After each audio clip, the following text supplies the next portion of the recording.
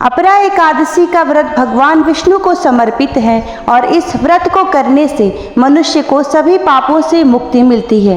अपरा एकादशी के दिन भगवान विष्णु का पूरे विधि विधान से पूजन करने के साथ ही इस व्रत का पाठ करना भी बेहद जरूरी होता है।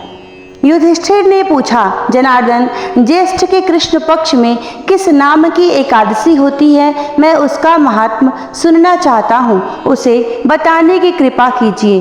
भगवान श्री कृष्ण बोले, राजन, तुमने संपूर्ण लोकों के हित के लिए बहुत उत्तम बात पूछी है। राजेंद्र, इस एकादशी का नाम अपरा है। यह बहुत पुण्य प्रदान करने वाली और बड़े बड़े पातकों का नाश करने वाली है। ब्रह्म हत्या से दबा हुआ, गोत्र की हत्या करने वाला, गर्भस्थ बालक को मारने वाला, पर निंदक तथा पर स्त्री लंपट पुरुष भी अपरा एकादशी के सेवन से निश्चय ही पाप रहित हो जाता है। जो झूठी गवाही देता, माप तोल में धोखा देता, बिना जाने ही नक्षत्रों की गणना करता और कूटनीति से आयुर्वेद का ज्ञाता बनकर वैद्य का काम करता, ये सब नरक में निवास करने वाले प्राणी हैं।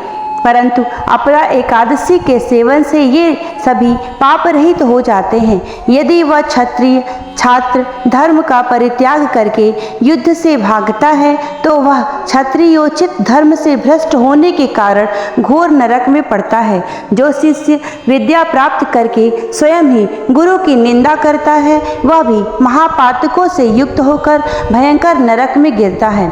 किंतु अपरा एकादशी के सेवन से ऐसे मनुष्य भी सद्गति को प्राप्त होते हैं। माघ में जब सूर्य मकर राशि पर स्थित होते हैं तो उस समय प्रयाग में स्नान करने वाले मनुष्य को जो पुण्य मिलता है, काशी में शिवरात्रि का व्रत करने से जो पुण्य प्राप्त होता है, गया में पिंडदान करके पितरों को तृप्ति प्रदान करने वाला पुरुष जिस पुण्य का भागी होता है, बृहस्पति के सिंह राशि पर स्थित होने पर गोदावरी में स्नान करने वाला मानव जिस फल को प्राप्त करता है, बदरिकाश्रम की यात्रा के समय भगवान केदारनाथ के दर्शन से तथा बद्री तीर्थ के सेवन से जो पुण्य फल उपलब्ध होता है, तथा सूर्य ग्रहण के समय कुरुक्षेत्र में दक्षिणा सहित यज्ञ करके हाथी घोड़ा और सुवर्ण दान करने से जिस फल की प्राप्ति होती है, वह सभी अपरा एकादशी के सेवन से मनुष्य को प्राप्त होता है। अपरा को उपवास करके भगवान वामन की पूजा करने से मनुष्य सब पापों से मुक्त होकर श्री विष्णु लोक में प्रतिष्ठित होता है। इसको पढ़ने और सुनने से सहस्र गोदान का फल मिलता है। अपरा एकादशी व्रत कथा। एक नगर में महीध्वज नाम का राजा था। उसके छोटे भाई का नाम वज्रध्वज था, जो पापी व्यक्ति था। वह क्रूर, अपयश पाने वाला, अधर्म करने वाला, वह महीध्वज के प्रति द्वेष रखता था। एक रात अपने बड़े भाई महीध्वज की हत्या कर दी और शव को जंगल में एक पीपल के पेड़ के नीचे जमीन में दफन कर आया। अकाल मृत्यु के कारण महीध्वज प्रेत बन गया और उस पीपल के पेड़ में ही निवास करने लगा। वह आसपास बड़ा ही उपद्रव करता था। एक दिन उस स्थान से धौम्य ऋषि जा रहे थे। उन्होंने प्रेत बने राजा को उस पेड़ पर देखा।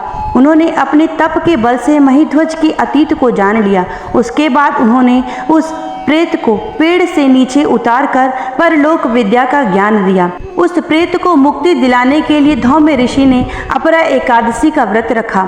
विधि विधान से व्रत और पूजा करने के बाद धौम्य ऋषि ने भगवान विष्णु से प्रार्थना की, इस व्रत का पूरा पुण्य प्रेत बने राजा महीध्वज को मिल जाए। भगवान विष्णु ने प्रसन्न होकर अपरा एकादशी व्रत के पुण्य को महीध्वज को दे दिया, जिसके प्रभाव से वह प्रेत योनि से मुक्त हो गया। उसे एक दिव्य शरीर प्राप्त हुआ और वह स्वर्ग लोक चला गया। इस तरह से जो भी व्यक्ति अपरा एकादशी का व्रत रखकर पूजा करता है, उसे पुण्य फल प्राप्त होता है। विष्णु भगवान की कृपा से उसे मोक्ष मिल जाता है। जो भी इस व्रत कथा को सुनता है, उसे पुण्य की प्राप्ति होती है। जय श्री कृष्णा।